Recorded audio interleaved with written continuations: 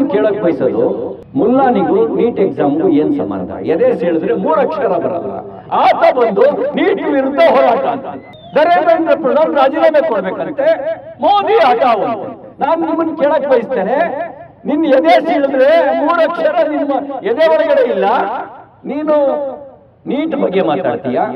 ಪ್ರೀತಿಯ ವೀಕ್ಷಕರ ನಿಮ್ಮೆಲ್ರಿಗೂ ನಮಸ್ಕಾರ. ನಾನು KJ ಹಳ್ಳಿ ಸುರೇಶ್. ಎದೆ ಸೀಳಿದ್ರೆ 3 ಅಕ್ಷರ ಇಲ್ಲ, ಇವರ ಎದೆ ಸೀಳಿದ್ರೆ 3 ಅಕ್ಷರ ಇಲ್ಲ. ಆಮೇಲೆ ಮುಲ್ಲಾಗಳಿಗೂ ನೀಟ್ ಎಕ್ಸಾಮ್ಗೂ ಏನ್ರಿ ಸಂಬಂಧ? ಇವ್ರು ಬಂದು ಪ್ರೊಟೆಸ್ಟ್ ಮಾಡ್ತಾರೆ, ಏನ್ರಿ ಇವರು ಅಂತ ಕೆಟ್ಟ ವಿಷಕಾರಕ ಆಕ್ಷೇಪಾರ್ಹ ಸ್ಟೇಟ್ಮೆಂಟ್ ಅನ್ನ ಕೊಟ್ಟವ್ರು ಯಾರು ಅಂದ್ರೆ ಬಿಜೆಪಿಯ ಸನ್ಮಾನ್ಯ ಅತ್ಯಂತ ವಿವೇಕ ಇರುವಂತ CT ರವಿ ಅವರು. ಯಾಕೆ ಸನ್ಮಾನ್ಯ ವಿವೇಕ ಅಂತ ಹೇಳದಂದ್ರೆ ಇವರು ಮಾನ್ಯರೂ ಅಲ್ಲ, ತಲೆಯಲ್ಲಿ ವಿವೇಕ ಇಲ್ದಿರೋ ಮನುಷ್ಯರೂ ಅಲ್ಲ. ಬಾಯಿ ಬಿಟ್ರೆ ಬರೇ ಮುಸ್ಲಿಂ ದ್ವೇಷ, ಬಾಯಿ ಬಿಟ್ರೆ ಬರೇ ಕೋಮುವಾದಿ ಮನಸ್ಥಿತಿ, ಬರೀ ಒಡಿ ಬಡಿ ಕಡಿ, ಎದೆ ಸೀಳು, ಚಾಕು ಹಿಡ್ಕೋ, ಚೂರಿ ಹಿಡ್ಕೋ, ಲೆಕ್ಕ ಚುಕ್ತ ಮಾಡು.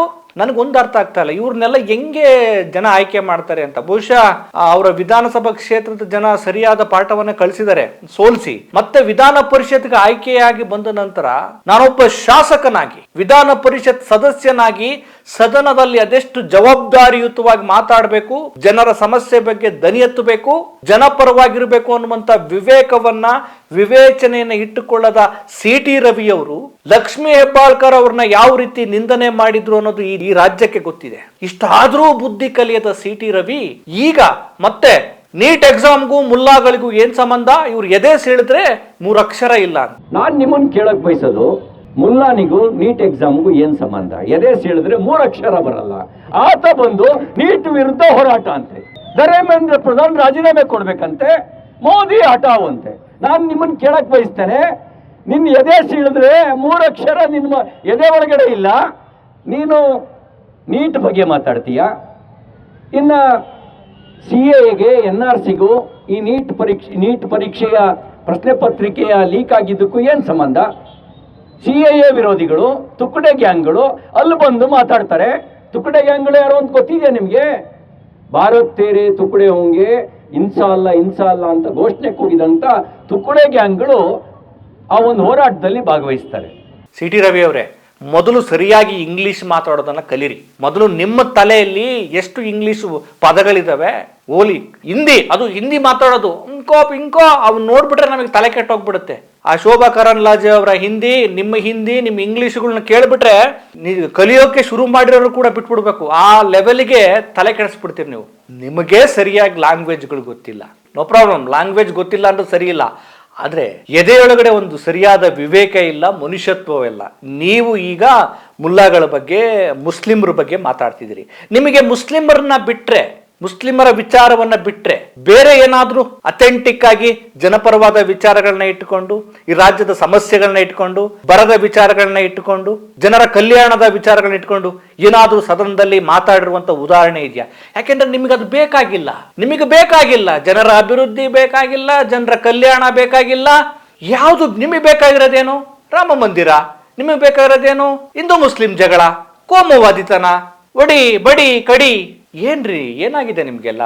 ಮನುಷ್ಯ ವರ್ಷಕ್ಕೂ ದಿನೇ ಸ್ವಲ್ಪ ಬದಲಾಗಬೇಕು, ತಪ್ಪುಗಳನ್ನ ಸರಿಪಡಿಸ್ಕೊಳ್ಬೇಕು. ನೀವು ನೋಡಿದ್ರೆ ದಿನೇ ಅಧ್ವಾನಕ್ಕೆ ಹೋಗ್ತಿದ್ದೀರಲ್ಲ. ನಿಮಗೂ ಪ್ರಶ್ನೆ ಕೇಳಬೇಕು. ನೀಟ್ ವೈಫಲ್ಯವನ್ನ ಖಂಡಿಸಿ, ನರೇಂದ್ರ ಮೋದಿ ಅವರ ಭ್ರಷ್ಟ ದುಷ್ಟ ಆಡಳಿತವನ್ನ ಖಂಡಿಸಿ ಹೋರಾಟ ಮಾಡ್ತಿರುವಂತ ಮನುಷ್ಯತ್ವ ಇರುವ ಮನುಷ್ಯರಿಗೂ ಈ ರಾಜ್ಯದ ಬಗ್ಗೆ, ಈ ದೇಶದ ಬಗ್ಗೆ, ಅವಕಾಶ ವಂಚಿತ ಸಮುದಾಯಗಳ ಬಗ್ಗೆ, ನೆಲ ಜಲ ಭಾಷೆ ಬಗ್ಗೆ ಯಾವುದಕ್ಕೂ ತಲೆ ಕೆಡಿಸಿಕೊಳ್ಳದ ಮನುಷ್ಯತ್ವ ಇಲ್ಲದ ನಿಮಗೂ ಏನ್ ಸಂಬಂಧ? ಕೊನೆ ಪಕ್ಷ ಅವ್ರು ಮನುಷ್ಯರಾಗಿದ್ದಾರೆ, ತಮಗಾಗ್ತಿರೋ ಅನ್ಯಾಯ ಏನು ಅಂತ ಗೊತ್ತಾಗಿದೆ, ಅದ್ರ ಪರ ಹೋರಾಟ ಮಾಡ್ತಿದ್ದಾರೆ, ಅವರು ಮನುಷ್ಯರು. ಆದ್ರೆ ನೀವು ಈ ದೇಶಕ್ಕೂ ಸಂಬಂಧಪಟ್ಟವರಲ್ಲ, ಈ ರಾಜ್ಯಕ್ಕೂ ಸಂಬಂಧಪಟ್ಟವರಲ್ಲ. ಯಾಕೆಂದ್ರೆ ಇಲ್ಲಿನ ನೆಲ ಜಲ ಗಾಳಿ ಭಾಷೆ ಅನ್ನ ಎಲ್ಲವನ್ನೂ ತಗೊಳ್ತಿದ್ದೀರಿ, ಅಧಿಕಾರವನ್ನು ಪಡಿತಿದ್ದೀರಿ. ಈ ರಾಜ್ಯದ ಬಗ್ಗೆ ಯಾವ್ದಾದ್ರು ಗಂಭೀರವಾದ ವಿಚಾರದ ಬಗ್ಗೆ ಹೋರಾಟ ಮಾಡ್ರಪ್ಪ ಅಂದ್ರೆ ಬರಲ್ಲ. ಅಲ್ಲಿ ಕೋಮುವಾದಿ ಇರಬೇಕು, ಅಲ್ಲಿ ಜಗಳ ಇರಬೇಕು, ಅಲ್ಲಿ ಗಲಾಟೆ ಇರಬೇಕು. ಇದೇನಾ ಏನ್ರಿ ನಿಮ್ ಸಂಸ್ಕೃತಿ? CT ರವಿ ಅವರೇ, ಮೊದಲು ತಲೆಯಲ್ಲಿರೋ ಸಗಣಿಯನ್ನ ತೆಗೆದುಕೊಳ್ಳಿ, ಕ್ಲೀನ್ ಮಾಡ್ಕೊಳ್ಳಿ. ತಲೆಯೊಳಗಡೆ ವಿವೇಕವನ್ನು ಇಟ್ಕೊಳ್ಳಿ, ಎದೆಯೊಳಗಡೆ ಆ ವಿಷ ಇದೆಯಲ್ಲ, ನಂಜು, ಆ ನಂಜನ್ನು ತೆಗೆದು ಮನುಷ್ಯತ್ವ ಇಟ್ಕೊಳ್ಳಿ. ಆಗ ನಿಮ್ಮ ಬಾಯಲ್ಲಿ ಒಳ್ಳೆಯ ಪದಗಳು ಬರ್ತವೆ. ಈ ಹಿಂದೆ ನೀವು ಒಂದು ಸ್ಟೇಟ್ಮೆಂಟ್ ಕೊಟ್ಟಿದ್ರಿ, ಏನ್ ಗೊತ್ತಾ? ಇದೇ ಮುಸ್ಲಿಂ ಸಮುದಾಯದ ಒಬ್ಬ ವ್ಯಕ್ತಿಯನ್ನು ಹೊಗಳಿ ಸ್ಟೇಟ್ಮೆಂಟ್ ಕೊಟ್ಟಿದ್ರಿ. ಯಾಕೆ ಅವಾಗ ಗೊತ್ತಾಗ್ಲಿಲ್ವಾ?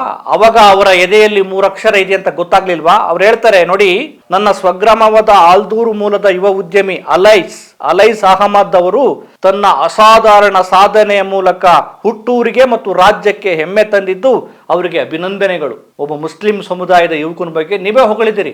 ಆಮೇಲೆ ಚಿಕ್ಕಮಗಳೂರು ಭಾಗದ ಫಿಕ್ಸಲ್ ಎನ್ನುವ ಭಾರತದ ಮೊದಲ ಬಾಹ್ಯಾಕಾಶ ತಂತ್ರಜ್ಞಾನ ಸ್ಟಾರ್ಟ್ಅಪ್ ಸಂಸ್ಥೆಯನ್ನು ಆರಂಭಿಸಿದ ಅವೈಸ್ ಅಮೆರಿಕದ ಬಾಹ್ಯಾಕಾಶ ಸಂಸ್ಥೆಯಾದ ನಾಸಾದಿಂದ ಗುತ್ತಿಗೆ ಪಡೆಯಲು ಯಶಸ್ವಿಯಾಗಿದ್ದಾರೆ. ಆಮೇಲೆ 900 ಕೋಟಿ ರೂಪಾಯಿಗೂ ಹೆಚ್ಚು ಮೊತ್ತದ ಜೊತೆಗೆ ಅಂತಾರಾಷ್ಟ್ರೀಯ ಮನ್ನಣೆಗೂ ಪಾತ್ರರಾಗಿದ್ದಾರೆ. ನೀವು ಹೇಳಿರುವ ಈ ಅವೈಸ್ ಅಹಮದ್ ಅವರ ಎದೆ ಸೀಳಿದ್ರೆ ಎಷ್ಟಕ್ಷರ ಇದೆ ಅಂತ ನಿಮಗೆ ಗೊತ್ತಿದೆಯಾ? ಅವರ ಮನಸ್ಸಲ್ಲಿ ಅವರ ವಿದ್ಯಾಭ್ಯಾಸ, ಅವರ ಪ್ರತಿಭೆ ಏನು ಅಂತ ಗೊತ್ತಾಗಿದೆಯಾ? ಬರೀ ಸಮಾಜದಲ್ಲಿ ಅಶಾಂತಿ, ಗೊಂದಲ. ಏನ್ರಿ ನಿಮ್ಮ ಮನೆ ಬರ? ನಿಮ್ಮ ನರೇಂದ್ರ ಮೋದಿ 21 ವಿದ್ಯಾರ್ಥಿಗಳು ಸಾಯವರೆಗೂ ಮನುಷ್ಯತ್ವನಿಗೆ ಈ ದೇಶದಲ್ಲಿ ಏನಾಗ್ತಿದೆ ಅಂತ ಗೊತ್ತಿರಲಿಲ್ಲ. ವಾಂಗ್ಚುಂಗ್ ಅವರು ಬಂದು ಉಪವಾಸ ಸತ್ಯಾಗ್ರಹ ಮಾಡಿದ್ರು ಈ ದೇಶದಲ್ಲಿ ಏನಾಗ್ತಿದೆ ಅಂತ ಗೊತ್ತಿರಲಿಲ್ಲ. ಮನುಷ್ಯತ್ವ ನಿಮ್ಮ ಮೋದಿ ಎದೆಯೊಳಗಡೆ ಇದೆಯಾ ನೋಡ್ಕೊಳ್ಳಿ, ನಿಮ್ಮ ಎದೆಯೊಳಗಡೆ ಮನುಷ್ಯತ್ವ ಇದೆಯಾ ನೋಡ್ಕೊಳ್ಳಿ. ಇಷ್ಟೆಲ್ಲ ಆಗಿ ಕೊನೆಗೆ ಯುವ ಆಕ್ರೋಶ ದೊಡ್ಡ ಮಟ್ಟದಲ್ಲಿ ಗರ್ಜನೆ ಮಾಡಿದಾಗ ಮಧ್ಯರಾತ್ರಿ ನಿದ್ದೆ ಬರದೆ ಆ ವಿಡಿಯೋ ಇಟ್ಕೊಂಡು ಆ ವಿಡಿಯೋ ಹೆಂಗೆ ಇಟ್ಕೊಳ್ಬೇಕು ಅನ್ನೋದು ಗೊತ್ತಾಗ್ತಾ ಇಲ್ಲ. ಹಿಂಗೆ ಆ ಸೆಲ್ಫಿ ವಿಡಿಯೋನ ಒಂದು ರೀತಿ ವಿಕಾರವಾಗಿ ತೋರಿಸ್ಕೊಂಡು ಮಾತಾಡಿದ್ರಲ್ಲ, ನಿಮಗೆ ವಿವೇಕ ಇದೆಯಾ? ನಿಮ್ಮ ನರೇಂದ್ರ ಮೋದಿ ಅವರಲ್ಲಿ 3 ಅಕ್ಷರ ಇದೆಯಾ?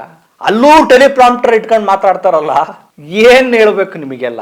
ಆಮೇಲೆ ಇವರು ಸಿಟಿ ರವಿಯರೇ, ಈ ದೇಶದ ಮೊದಲ ಶಿಕ್ಷಣ ಸಚಿವ ಮೌಲಾನಾ ಅಬ್ದುಲ್ ಕಲಾಂ ಆಜಾದ್ ಇದ್ದಾರಲ್ಲ, ಅವರು ಮುಸ್ಲಿಮ್ರೆ. ಹಾಗಾಗಿ ಶಿಕ್ಷಣ, ಸಾಧನೆ, ಶ್ರಮ ಎಲ್ಲ ಸಮುದಾಯಗಳಲ್ಲೂ ಇದ್ದೇ ಇದೆ. ಈ ದೇಶವನ್ನ ಕಟ್ಟುವಲ್ಲಿ, ಈ ದೇಶದ ಸ್ವಾತಂತ್ರ್ಯಕ್ಕೆ ಹೋರಾಟ ಮಾಡುವಲ್ಲಿ ಮುಸ್ಲಿಮರ ಪಾತ್ರ ಇದ್ದೇ ಇದೆ. ಹಿಂದೂಗಳ ಪಾತ್ರವೂ ಇದೆ, ಜೈನರ ಪಾತ್ರವೂ ಇದೆ, ಪಾರ್ಸಿಕ ಎಲ್ಲ ಧರ್ಮದವರ ಪಾತ್ರವೂ ಇದೆ. ಆದ್ರೆ ಬರೀ ಭಾಷಣಗಳಲ್ಲಿ, ಬರೇ ಧರ್ಮದ ಪ್ರಚಾರದಲ್ಲಿ ನಿರತರಾದವರು ಯಾವತ್ತೂ ಸ್ವಾತಂತ್ರ್ಯದ ಹೋರಾಟದಲ್ಲಿ ಭಾಗಿಯಾಗಿದ್ದು ನಾನು ಕಾಣಲಿಲ್ಲ. ಹಾಗಾಗಿ ನೀವುಗಳು ನಿಮ್ಮ ಎದೆಯಲ್ಲಿ 3 ಅಕ್ಷರಗಳನ್ನು ಇಟ್ಟುಕೊಳ್ಳಿ. ಅದಕ್ಕೂ ಮೊದಲಾಗಿ ನಿಮ್ಮ ತಲೆಯಲ್ಲಿ ವಿವೇಕವನ್ನು ರೂಢಿಸಿಕೊಂಡು ಮನುಷ್ಯರಾಗಿ, ಕೊನೆ ಪಕ್ಷ ಮನುಷ್ಯರಾಗೋ ಪ್ರಯತ್ನವನ್ನಾದರೂ ಮಾಡಿ. ಎದೆ ಸೀಳಿದ್ರಿ ಅಂತೆ ನೀಟ್ ಎಕ್ಸಾಮ್ಗೂ ಅಂತೆ. ನಿಮ್ಮ ಈ ತಟ್ಟೆ ಬಡಿತಾರಲ್ಲ, ಅವ್ರಿಗೆ ಮೊದಲು ಎಜುಕೇಷನ್ ಕಡೆ, ನಿಮ್ಮಿಂದ ಪಾಪ ಅವ್ರು ಹಾಳಾಗ್ತಿದ್ದಾರೆ. ಅವ್ರಿಗೆ ಎಜುಕೇಷನ್ ಕೊಡಿಸಿ. ಅವ್ರ ಬದುಕನ್ನ ಹಾಳು ಮಾಡ್ತಾ ಇದ್ದೀರಿ ನೀವೆಲ್ಲ. ಧರ್ಮ, ಜಾತಿ ಅಂತೇಳಿ ಅವ್ರ ತಲೆಯಲ್ಲಿ ಕೋಮುವಾದಿತನ ತುಂಬಿ ಅವ್ರ ಬದುಕನ್ನ ಹಾಳು ಮಾಡ್ತಾ ಇದ್ದೀರಿ. ಯುವಕರೇ ಇವತ್ತು ಬೀದಿಗಿಳಿದು ಹೋರಾಟ ಮಾಡ್ತಿರೋದು. ಅಯೋಗ್ಯತನಕ್ಕೆ ನಿಮಗೆ ನಾಚಿಕೆ ಆಗಬೇಕು. ಸಿಟಿ ರವಿ ಅವರೇ, ಇನ್ನಾದರೂ ಮನುಷ್ಯರಾಗೋ ಪ್ರಯತ್ನವನ್ನು ಮಾಡಿ. ನಮಸ್ಕಾರ.